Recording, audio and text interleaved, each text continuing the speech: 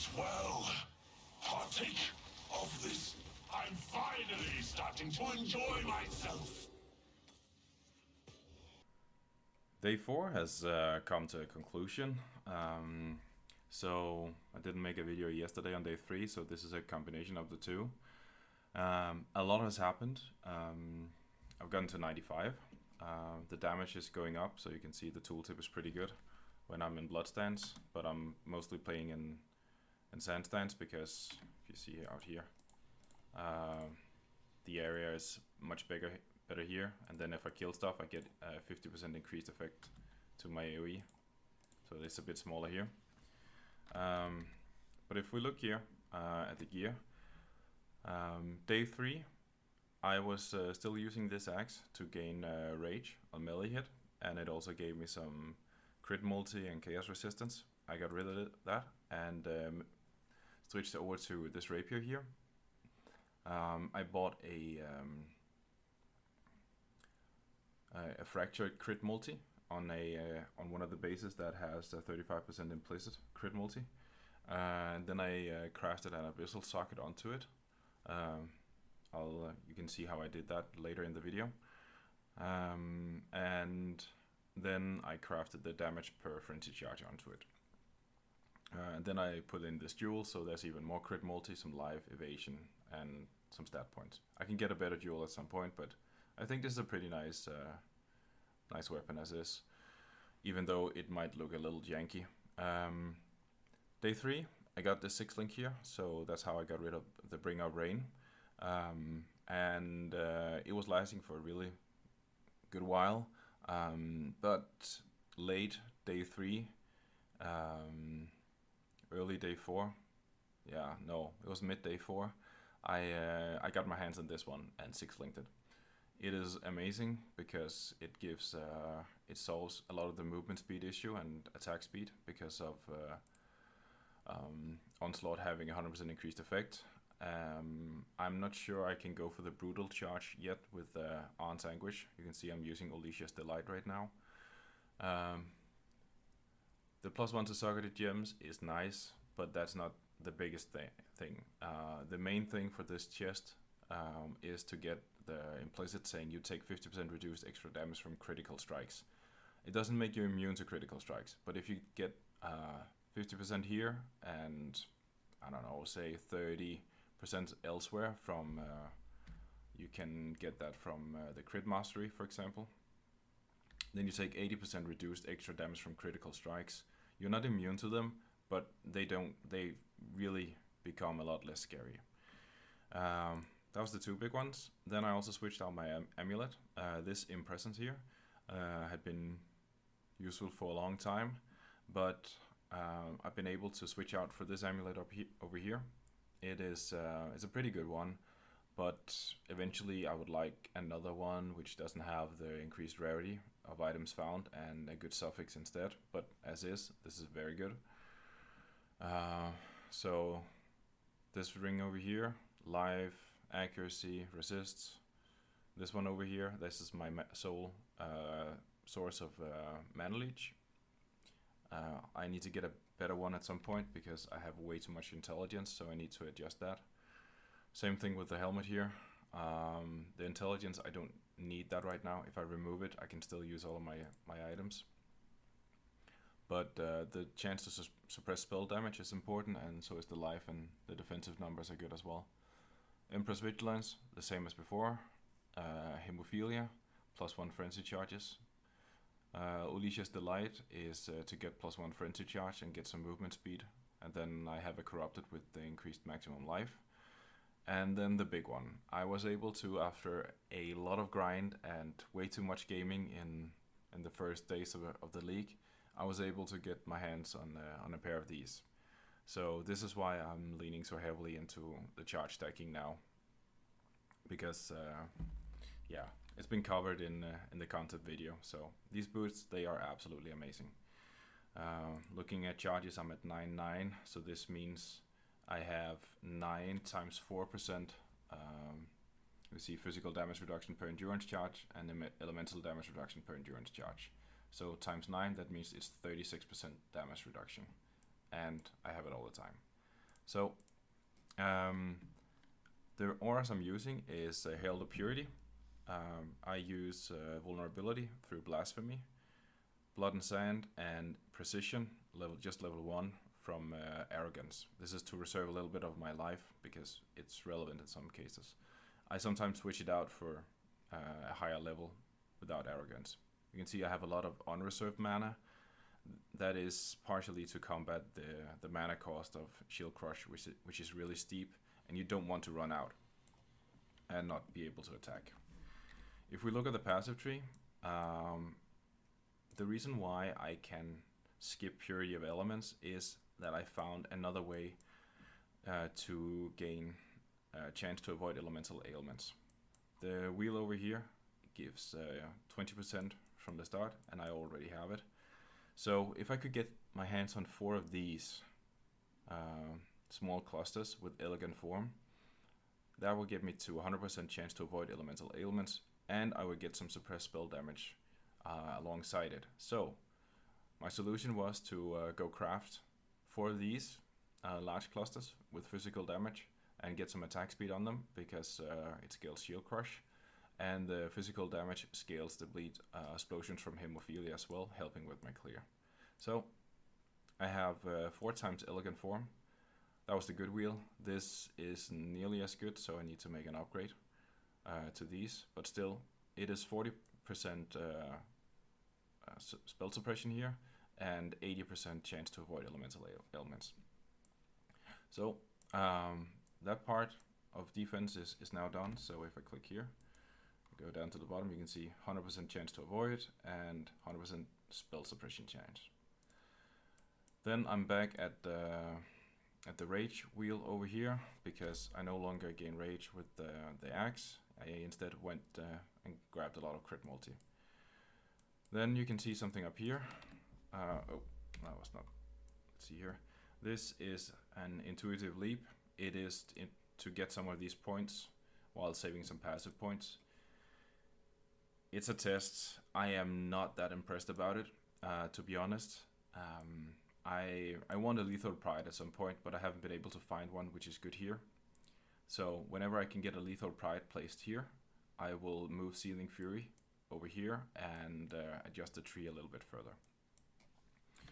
But let's go into PoB and check the numbers. So you can see the character here, level 95. No extra configurations down here. And I am sitting at 11.8k for 2 overlapping waves with Shield Crush, so the damage is really good. The EHP, this is deceptive because, let's see, where is it? Molten Shell. Let's remove this one. So EHP goes down to 55k. First max hit is 15.8, so that's pretty good. The LM max hit is super good. The Chaos is up, but I need to get more than 20. I'd like to get to like 50, 60 at least, and then like the perfect world would be 75%, but that's still a little far off. I am looking into try and see if I can get another means of being stun immune. Let's go back here in the game. Yeah, this one. So I am I'm looking to get some chance to avoid being stunned, because if I put this into the rapier over here, I will almost be at 50% chance to avoid being stunned. So if I can find other means to it, then I will be able to skip these notes, Endless Hunger.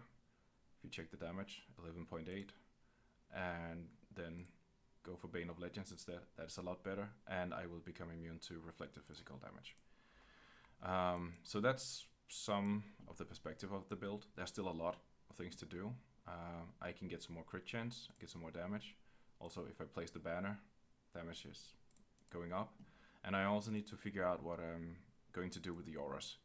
But this is the character here. Day 4. So I hope it gives a pretty good idea of how I try to build it and progress the build overall. It's looking solid, but there's still a lot of way to go.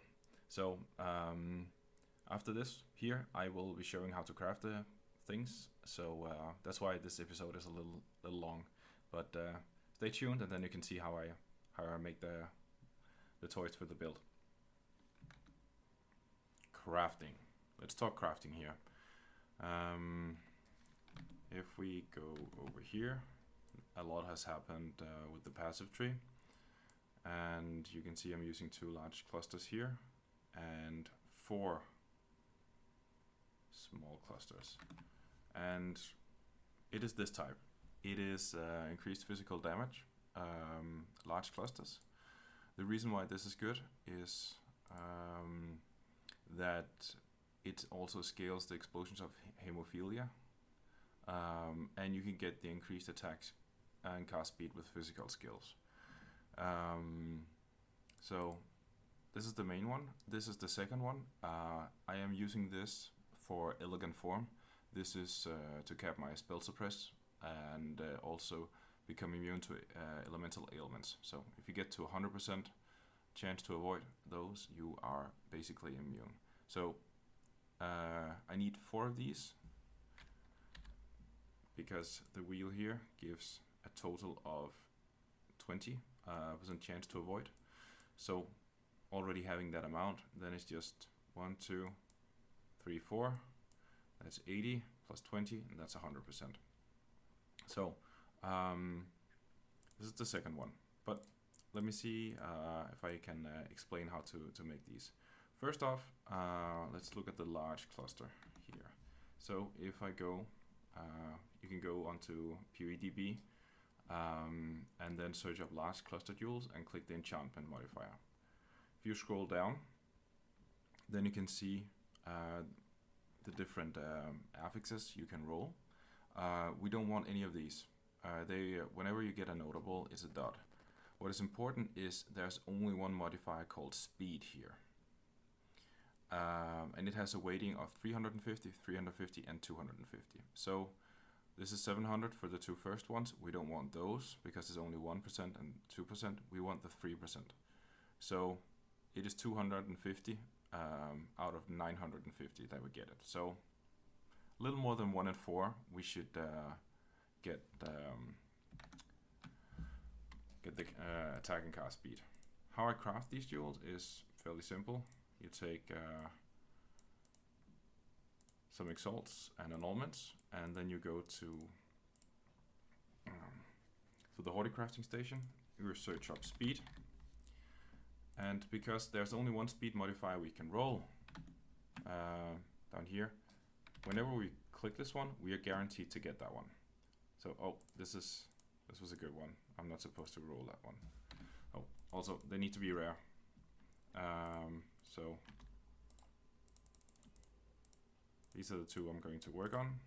So I just, yeah, they're not good. Odds are they won't be good, but I mean, could happen, right? So take the speed modifier, click. That's a miss. It's a 3%er, but the 2 other modifiers are bad, so we just keep rolling. This was better, but still not good. Oh, this is tough. The 35% increased effect is the best modifier you can get, because that would, if you get the 35% increased effect and 3% increased attack speed, that will get added up to 4% attack speed for each notable that you allocate on this from this one. So it's a shame, but just need to keep rolling. This one is pretty good, so I'll put it aside. That was the 3%er. That was a notable on that one. This one's also bad. It's basically you always just look at the 3% and see if you get it. And if you don't, you just keep rolling. This is almost interesting, but basically it's too low. If I hold down Alt, you can see the +3 to all attributes. It's a pretty good stat, but it's tier 2. And then the increased damage to only 2%, so it doesn't work. This would have been really good if the rolls had been higher, but they aren't. See here, that's a 3%er, but there's a notable on it, so it doesn't work. This is close. This is really close, actually. this is one of those where it's not really good enough to use. So if I can get the 1 in 4 chance to remove the energy shield, then we can Exalt Slam it back and see if it works. Well, didn't work. So, back rolling. Nope. Nope. So you can see I'm just looking for 3%. Anything aside from that is not interesting. Not good enough. This could potentially be good enough. It would require to roll a... there's a suffix open. No, there's a prefix open. No, odds are it won't happen. See if I can get one more 3%er. And I'm out. So, nope. Didn't work this time. But this one, this could be really good. You can see there's a prefix open. So, best case would be if I can hit the 35% increased chance effect of passive points. It's going to be really good. So let's see. Evasion. Not that good, but also not terrible. That was the first one. Let's put these back. And for the purpose of this, to roll these, you take a bunch of alterations, some augments, some transmutations, and some scours. And lastly, also some regals. See how many we get to use. So this is my rolling setup for this. Trick here is, if we go back looking here at the small clusters, we have 5 notables here, and the only one that we want is elegant form. Luckily, it has a very high weighting, so odds are pretty good that we will get it. Also, I forgot to mention something about the large clusters. They have to be item level 84. If we go back to this one, the reason why they have to be item level 84 is here. If the jewel is not 84, it cannot roll the 3%er. But back to this one here. So this one has lightning. That is a suffix. If we look at this one over here, you can see elegant form is a prefix, and it has the tag notable. So if we can hit, we did hit a notable, but not elegant form, so that's just a miss.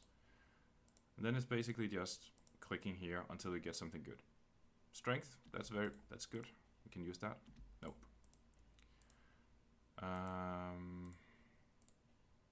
Elegant form, but life regen is not good. 3 to all attributes. It's a low modifier. I don't really care about that. I'll just try again.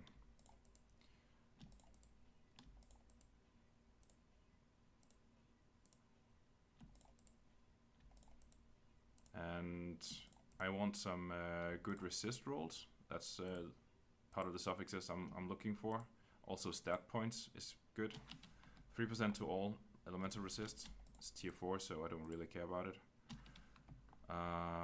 Dexterity is good.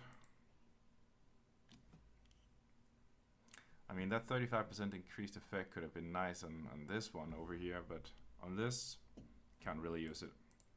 So, just try again. Damn. Oh, this one's good. You can see it's actually tier 1 with all attributes, so I'll be putting that one aside, and then I try again. That was elegant form, but it was a bad one. Let's see. I'll try and get 4 with elegant form here, so I might speed up the process a little. So you'll hear me space out on the sound at some point. But I'm looking for either something of decent value for the suffix, or I'm looking for elegant form. If I don't get any of those, it's just you click again. That's a good one. No elegant form though. So you don't get them all the time, but it doesn't take too long to get a few hits on the elegant form, and eventually you will get it. You can see I've spent some alterations this far, but it's ultimately not that many. See, this was a good one. So now we got 2 in the bank. Let's see here. Nope. Nope.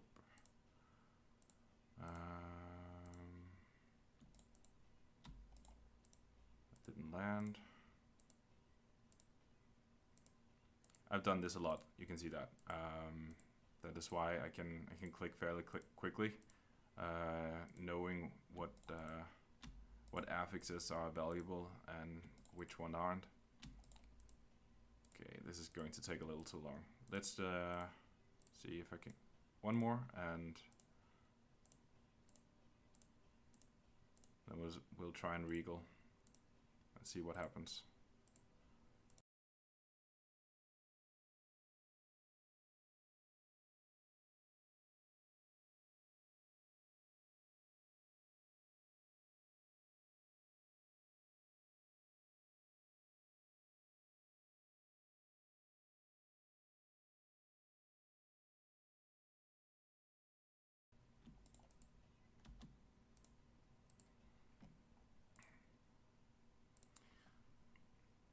Okay, so we got 4 pretty good ones here.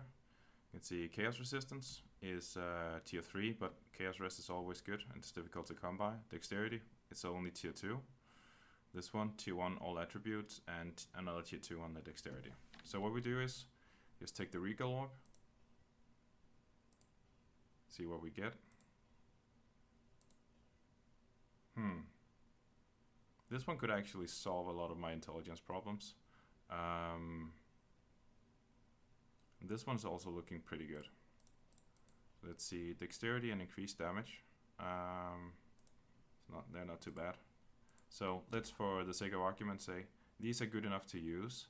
So I'll try my luck. Oh, that's nice. Not so much. This one turned out to be really, really good. This one, not so much.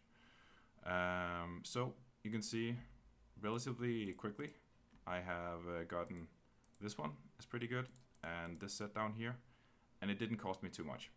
So I hope this gives a little bit of perspective on how you can craft these.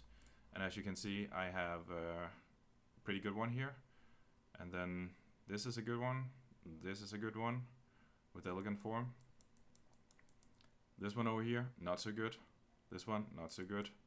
This one could be better, so I'll have to play around with things and see how they go. But this was a little introduction to crafting these cluster jewels, and I hope it makes some sense, so you can go do it yourself. Last note on this video, you can see a rapier here with a fractured critical strike multiplier on it. I'm going to use a hollow fossil on it, forcing an abyssal socket into the rapier, and then I hope there will be some space open to craft some value on it. This was really lucky because there is an open suffix for me, which I can use to craft additional damage per frenzy charge you have.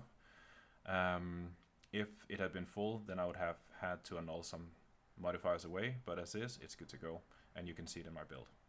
So this is all, and I hope this video has shown a thing or two, and well, thanks for watching. Have a good one.